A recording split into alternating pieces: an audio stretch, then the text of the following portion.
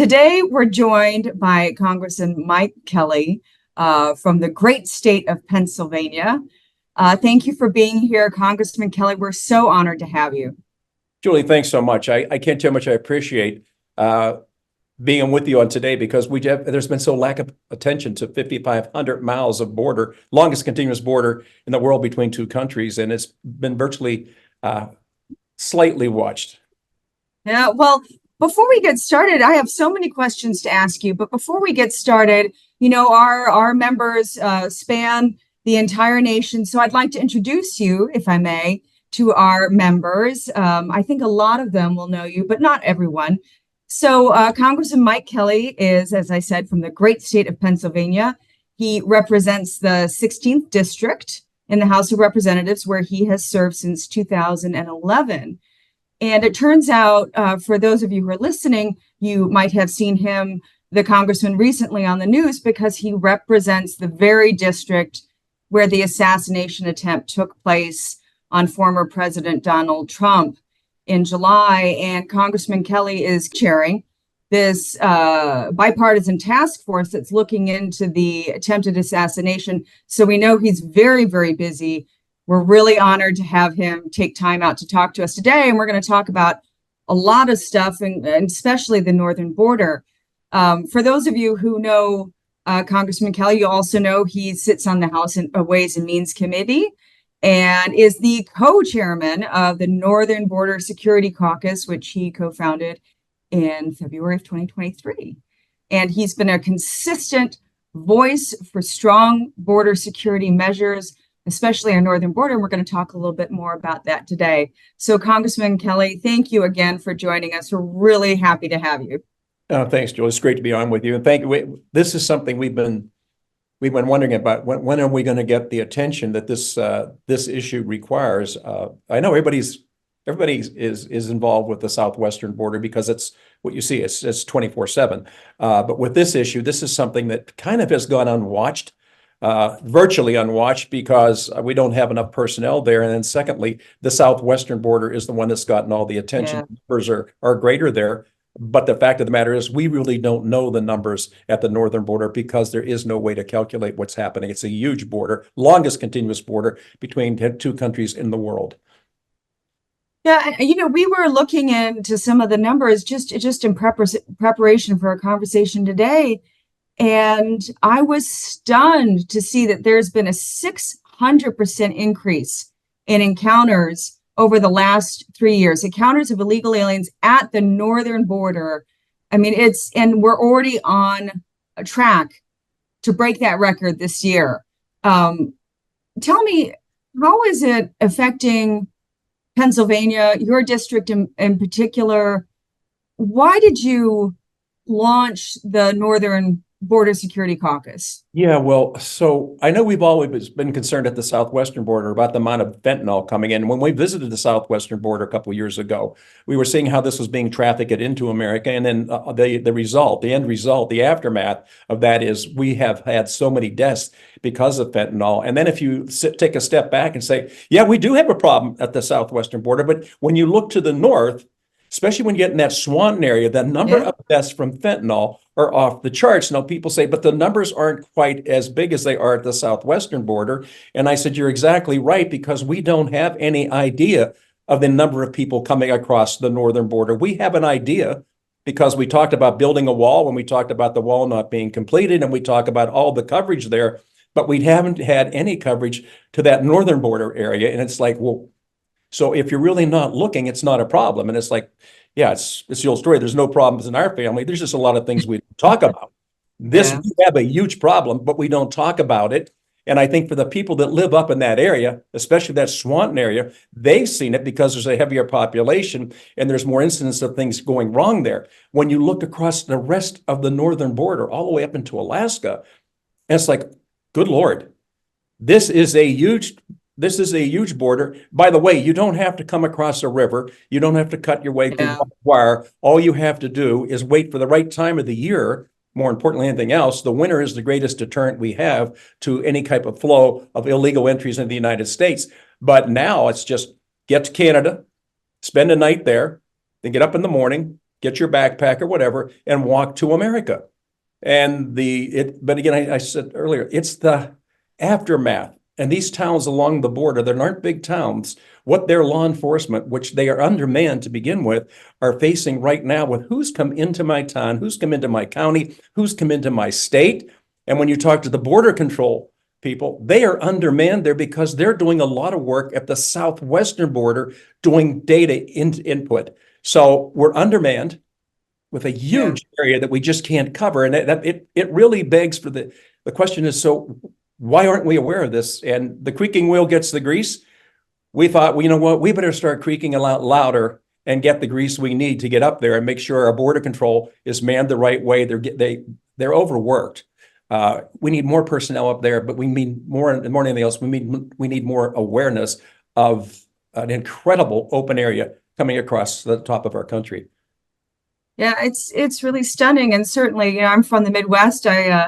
I've spent a lot of time in Minnesota, and I've been up in northern Minnesota, and it's you know, you can look in 360 degrees and there won't be a building, there won't be anything anywhere. And to expect our agents, you know, to be able to monitor all of that without the proper resources, without the numbers, the resources, and without the attention, it's so easy for anyone to just walk through. And that's what we're beginning to see. I was just noting you mentioned earlier the Swanton sector. For our listeners today, the Swanton sector is the Border Patrol sector that it has probably the eastern half of New York and Vermont and New Hampshire. And as you said, because it's sort of New England, it's a little more densely populated up there. Just in this year alone, they've seen 13,000 encounters of illegal aliens compared to 365 in 2021. I mean, just 3 years ago. And as you said, people don't understand the threat. You know, roughly 10,000 of those are single adults. They're coming from 85 different countries. I mean, and this is an area that's not getting attention. We know that this pace of apprehensions continues. And, you know, what I think is scary is why, you know, we don't necessarily know why all these people are coming. Why are they coming illegally, as you said, through the northern border? Because, you know, if you were doing it the right way, you'd get your visa, you'd be flying into an international airport. But as you said, so what do you think is driving all this traffic? I mean, you mentioned drugs. Is that the primary driver of the traffic, or do you think people are just using the opportunity? They know they're going to be released, or they won't be sent home. Yeah, well, and you also know that on the terror watch list, the largest percentage of terror watch lists coming in. So people say, well, why do you think they would do that? It's the path of least resistance. Yeah, it's the same as we watch the flow of anything. So when you know that there is a border that's virtually unwatched, when you know that the country that you enter into really isn't concerned where you go after you enter that country, and I'm talking now about Canada, they're not concerned about who goes into the United States once they land in Canada. So we're kind of on our own with a vast area of land. So the question then begs to be answered. So if we know there's a problem there, and we're talking about numbers that we're only imagining, we don't know who are the gotaways, who are the people that came in, we know came in. And that's what, so I say that, look, it's partly much greater than that. And when you look at the terror watch list, these people are people whose their specialty is getting into countries to cause mayhem and trouble. They're not going to they're not going to call AAA and ask for a travel document. What they're going to say is, let's go in to where we can go in with the least chance of being apprehended or detected. The problem, though, Jewel, is once they get into America, it is the aftermath of what takes place. We have small towns with small law enforcement group, and they're being asked to watch great areas and protect their citizens. And I don't know how you'd begin to do that if you are the low man on the totem pole when it comes to attention. That's what we're trying to bring the attention to that. When I started working on this with Ryan Zinke, who, as you know, is an ex-special ops guy, and he and I talk about this. He said, this has become a much greater problem than anybody could possibly imagine unless you live there. And now you know that's the major problem that most of these people are facing.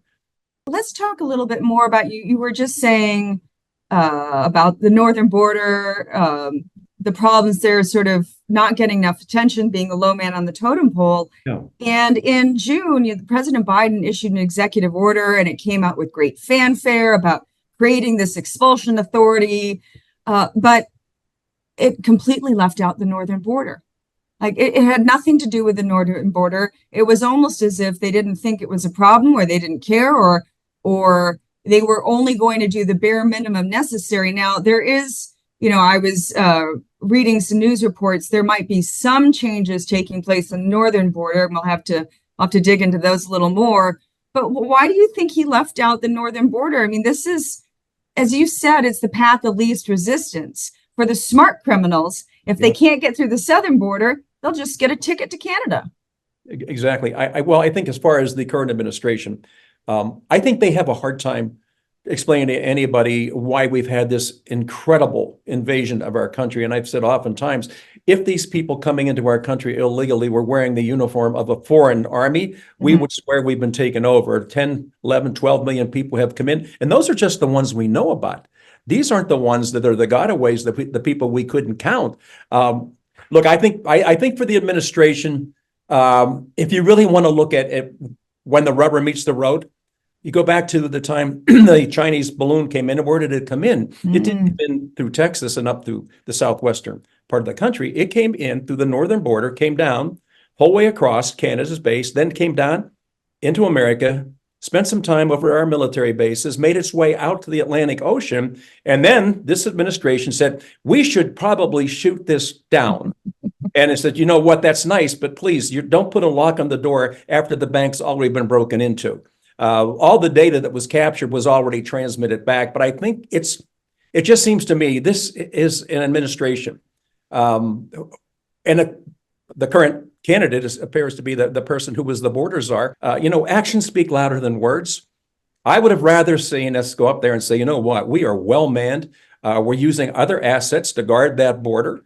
We're not going to rely on just the winter months to keep us safe up there. We're actually going to have boots on the ground. We're going to have drones in the air. We're going to have surveillance at both the northern border and the southern border to make sure our citizens know that the first responsibility of the federal government is to protect the homeland. And the question then becomes, okay, if that's the first order of business, then why isn't it the top thing on your list when it comes to this administration? So look, we're going to have a lot of talk going back and forth. And I wish it would just stick with policy and not politics. The policy on our border protection has been lame at best. It has been lukewarm. It has not been strong. It has absolutely opened our doors to the world and say, we welcome you because we're the United States, and that's who we're always going to be. And my goodness, aren't we the people that people came in through New York and they saw the Statue of Liberty? They said, yes, we are. But the first place they stopped was Ellis Island. They didn't go all over our country at that time. There was a way of screening to make sure, really, were they healthy? Were they bringing something to America other than just their personal belongings?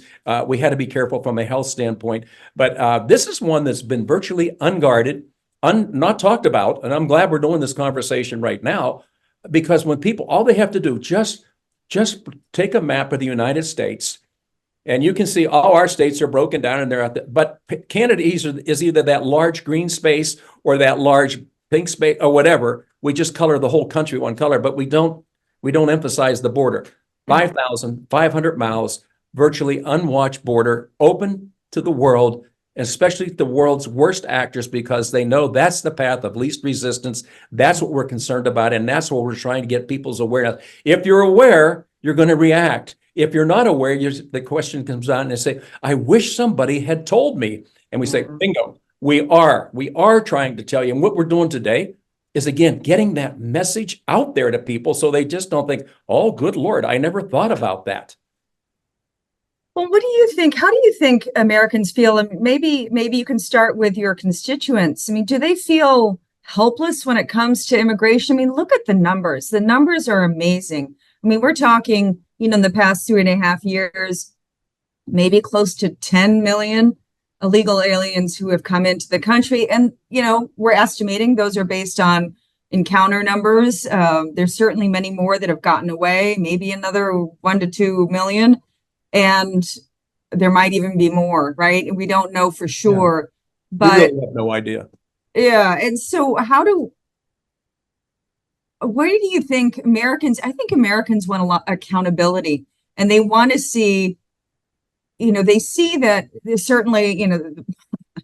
Biden-Harris administration, they're saying, oh, we know that there's a problem. We know there's a broken border, but what they're proposing is just the same old, same old. It's the same amnesty programs. Yeah, let's legalize them. That'll stop the flow at the border. Like somehow magically that's going to work. Let's give them all work permits and let them stay forever, and that will solve the problem. And there doesn't seem to be any connection with reality here. And I think a lot of Americans are frustrated and they don't know what to do. What do your constituents tell you? Well, I think there's so many things on their plate right now, and you have to go, what's the highest priority in your life? And right now, almost everything that's going on in our country is a high priority, from inflation, and then again, it's immigration. And I think that when it happens in the state next to you, you're concerned. When it happens to in your town, you're involved. When it happens to you personally, you're infuriated that this was allowed to happen. And again, going back to the federal government from its very creation, it was the protection of the homeland. I think for most Americans right now, they're almost getting numb to bad news.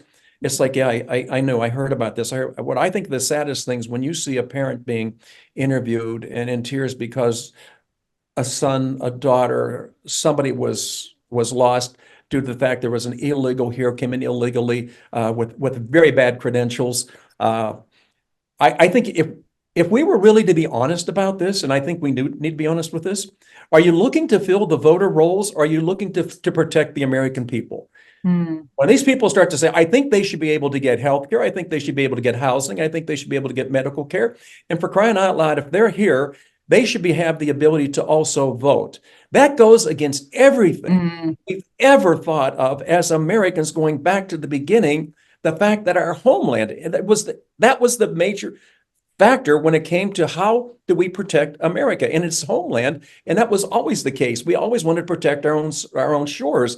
When you have a group of people that have a deaf ear and a blind eye to what's going on and say, no, there's nothing to see here. Come on, move along. You're making a big deal out of something that's not a big deal. Well, we know now every single state's a border state.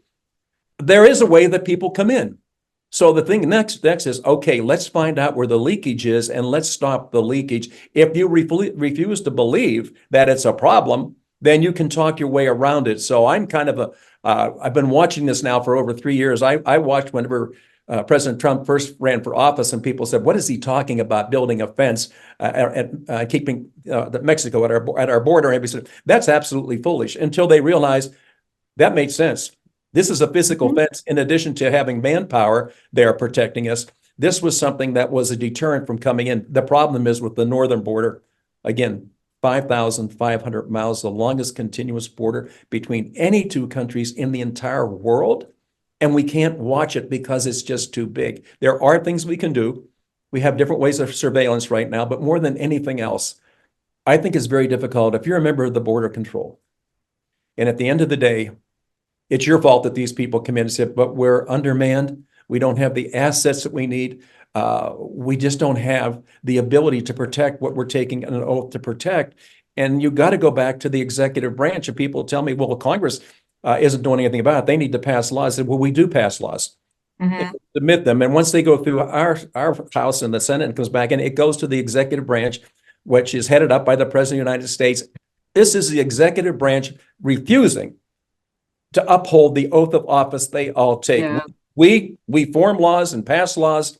The enforcement of the laws is with the executive branch. And if anybody has any confusion with that, please go back to your 9th grade civics book and understand how this country works. It is appalling to me that most people think just because we pass a law, people aren't going to come in. It's like, oh, good Lord. It's up to us then, once we pass a law, then to protect our citizens. That's our number one responsibility. That's the oath of office we take the first time we come in. And that's the same thing with everybody in the military. It's about protecting the homeland. My question is, how can we have such a differing view of what that oath of office is and whose responsibility it is? Yeah, it's shocking to me because even as I've been working on immigration a couple decades now, and certainly when I started, Democrats and Republicans could agree that the southern border should be secure, that we should be sending home people who don't belong here.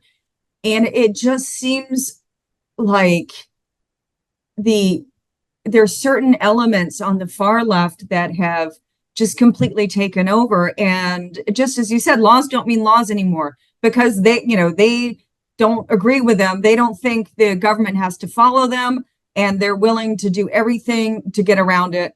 It's, as you said, I mean, it is their duty, their constitutional duty to enforce the laws.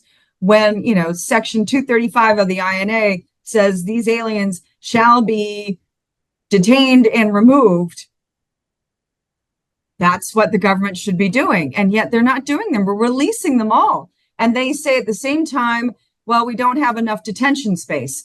But then they're advocating for shutting down all the detention centers. So they've created this crisis that is spiraling out of control. I'm a little concerned that if we as Americans don't pull together and demand change, that we will see damage that is so bad that it'll take years and years to recover. And actually on that point, I wanted to ask you, you introduced a resolution in the House. It was last fall, I believe, calling on Secretary Mayorkas to address the alarming rise. This was in particular, it was on terrorist suspects encounters along the northern border, because that's been a huge problem. Yes. And you called on the secretary to implement a plan to secure the northern border.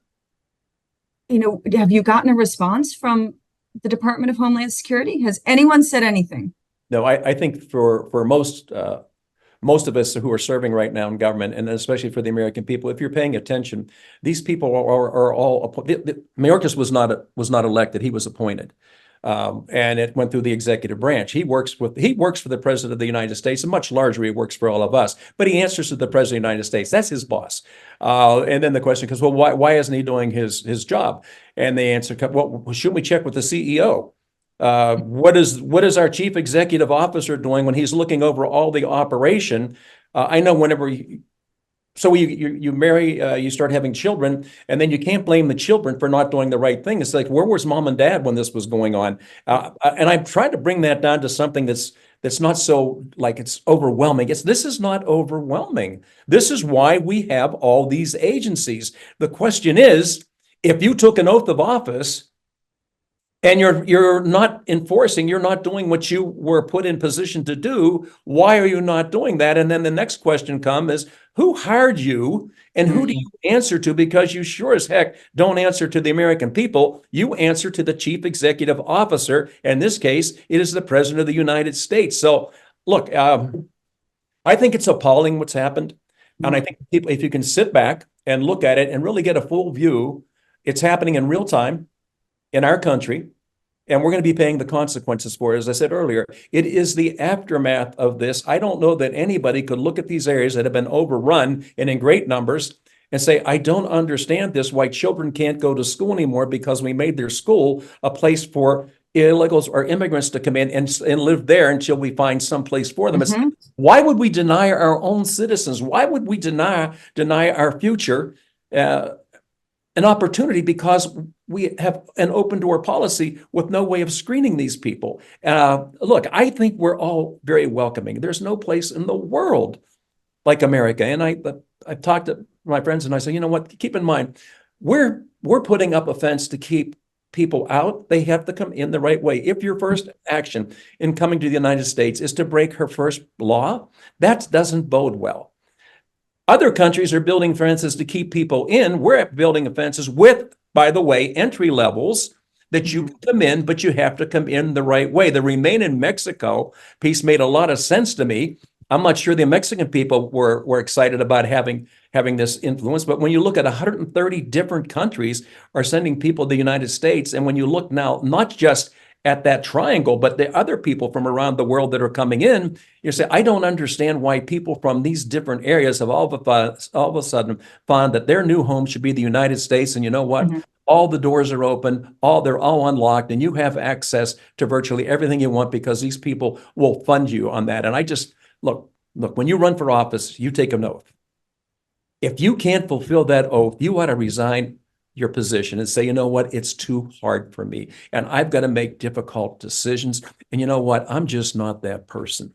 Well, then don't run for office because you're representing 750,000 citizens who may not have voted for you, but they live in a country that is the greatest nation the world's ever known. And it falls on this generation right now to protect our borders, to protect the people who live here now, and to make sure that the future is safe for our children and our grandchildren who are yet to even be on the face of the earth. So I think this is a great walk away from a basic responsibility. And if I just can't understand when you talk to some of these people say there's really not a problem, then I said then you really shouldn't be in office. If you can't understand that the house is on fire and you said I don't even smell smoke, I do.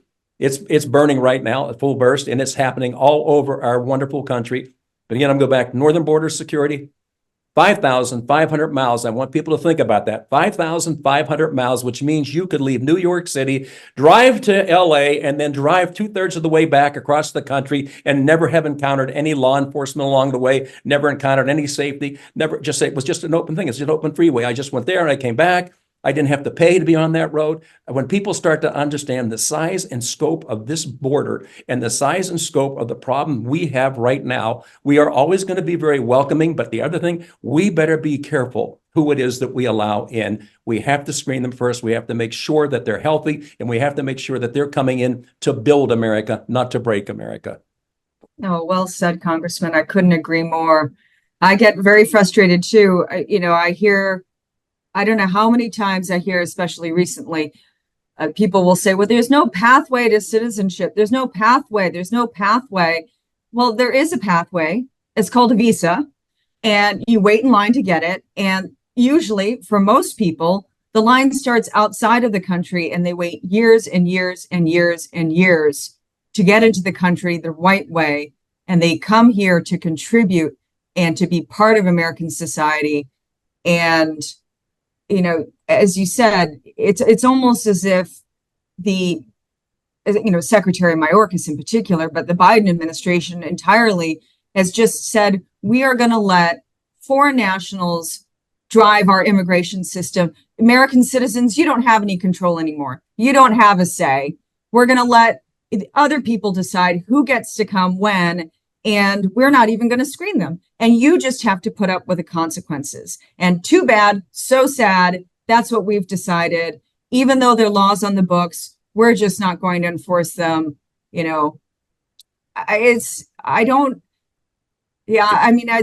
Obviously it's something I'm very passionate about. And it's wonderful to talk to you today.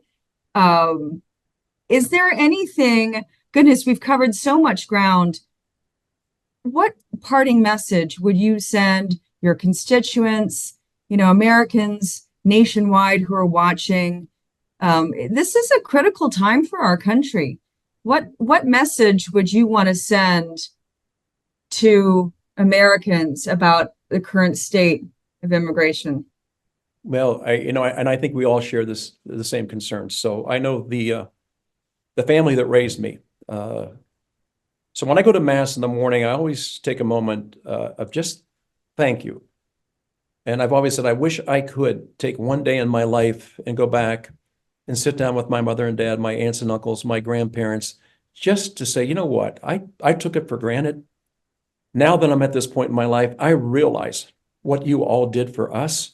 And then I think about the 1.5 million of men and women in uniform that have given their lives to protect this country. How can we be so careless with this great treasure we've been given?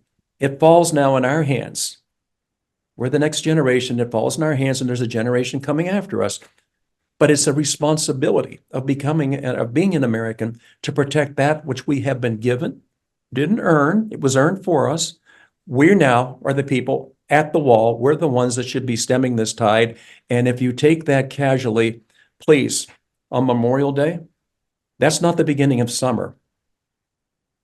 That's a day to stop and think about all those who've given their lives, never again to be at a family picnic, not to be there for Christmas, not to be there for Easter, not to be there for graduations. They gave up all that to make sure we had that opportunity. I think it's appalling right now for the people that are responsible for this to have a blind eye and a deaf ear to the cry of that 1.5 million men and women who gave their lives and say, we're going to give you the baton. It's your turn to run the next leg of this, but please make sure that we're ahead. It's like the Olympics. We just don't want to participate. We want to dominate. We have to stay in that position or the world is unsafe. Well, thank you, Congressman. What a great way to end the conversation. I really appreciate it. We hope you'll come back and talk to us again. Certainly, we know the northern border doesn't get the attention it should. And, as developments take place, I hope you'll come back and talk to us. We wish you the best of luck too in your investigation. Now, there is a task, there is service to the country right there to dig into what happened, in July. So, we're grateful for your service and all the dedication. And thank you for being a great partner to us. Well, thank you for helping us get the message out. It's much, much appreciated.